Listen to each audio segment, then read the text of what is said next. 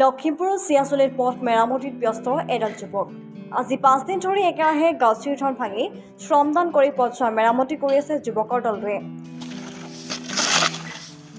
স্থানীয় ৰাইজেও নিজা শক্তিৰে চিমেণ্ট, শিল, বালি যি পাৰে দি সহযোগ কৰি আছে বিধ্বস্ত পকী পথটো মেৰামতিৰ বাবে। অথচ ঘূৰ্ণিদ্ৰাত চৰকাৰ বেগম লোক নিৰ্মাণ বিভাগ। এই পথটো হৈছে লোক নিৰ্মাণ বিভাগৰ কদম চিয়াচলী সংযোগী পকী পথ।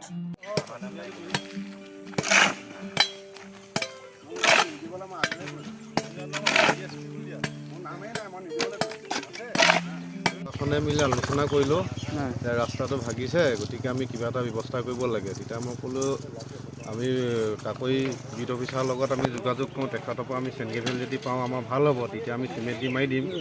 আমি সেইমতে ছাৰ বুলিলে গ'লোঁ, জগমোহন ছাৰ আছিলে, জগমোহন ছাৰৰ লগত যোগাযোগ কৰিলোঁ। ছাৰে ক'লে যিমানখিনি লাগে ৰাস্তাটো বনাবৰ কাৰণে সিমানখিনি চেণ্ডগ্ৰেভেল লৈ যাবা। সেইমতে আমি 4 ট্ৰেক্টৰ আনি এতিয়া কাম কৰি আছোঁ। বাকী এতিয়া আৰু লাগিব আমাক আগলৈ, সেইখিনিও আমাক আনিব কৈছিলে। ভাবি আছোঁ যদিহে আমাৰ সময় সুবিধা মিলে আমি কদম তিনিআলিলৈকে কৰিম বুলি ভাবি আছোঁ। তাতো বহুত ডাঙৰ ডাঙৰ গাঁত আছে। য'ত মানে আপোনাৰ চৰকাৰী বিভাগৰ মানুহ এইটো ৰাস্তাত অহা যোৱা কৰিয়ে থাকে। হয়, সেই চৰকাৰী মানুহখিনিও দেখিছে ৰাস্তাটোৰ অৱস্থা কি মানে তেওঁলোকে এই ৰাস্তাৰ বিধ্বস্ত অৱস্থাটো চকুত পৰা নাই পৰা, কিন্তু এইফালে অহা যোৱা কৰে, ডাঙৰ ডাঙৰ লাইট লগাই লৈ ভুং ভাং গৈ থাকে। সিহঁতৰ চকুত পৰিব লাগে। ইয়াত খানা খাব যায়, পিকনিক খাব যায় দীঘা পাহাৰত। তেতিয়া ৰাস্তাটোতো অৱস্থা দেখিছে। সিহঁতি দেখি যদি নেদেখা ভাও ধৰিছেতো আমি তাত একো ক'ব নোৱাৰিম। গতিকে আমি যুৱকখিনি মিলিয়ে কামটো কৰি পেলাম বুলি আগবাঢ়ি আহিম। প্ৰায় 2 বছৰ পূৰ্বে বিভাগীয় ঠিকাদাৰে নিৰ্মাণ কৰি এই পকী পথৰ এতিয়া বিধ্বস্ত অৱস্থা। পথৰ ওপৰত সৃষ্টি হোৱা পুখুৰী সদৃশ গাঁতৰ বাবে যাতায়াততে ব্যাপক অসুবিধাৰ সন্মুখীন হৈছে। লগতে ইয়াৰ সংঘটিত হৈছে কিছুমান পথ দুৰ্ঘটনাও। উপায়ন্তৰ হৈ সমলয় যুৱ সংঘৰ এদল উৎসাহী যুৱকৰ উদ্যোগত স্থানীয় ৰাইজে মেৰামতি কৰিবলৈ চেষ্টা কৰিছে প্ৰায় 2 কিলোমিটাৰ দৈৰ্ঘ্যৰ পকী পথটো।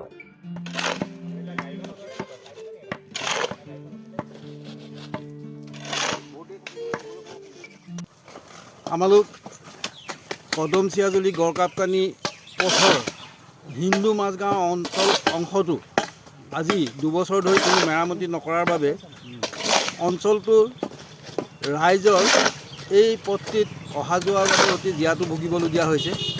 বৃহত্তৰ পুখুৰী সদৃশ গাঁত, য'ত বিদ্যালয়লৈ অহা কণ কণ ছাত্ৰ ছাত্ৰীসকল ইয়াত পঢ়ি পেলাই তেওঁলোকৰ কাপোৰ কানি, কিতাপ পত্ৰ আদি নষ্ট হোৱাৰ উপৰিও দুৰ্ঘটনাও ঘটিত হয়।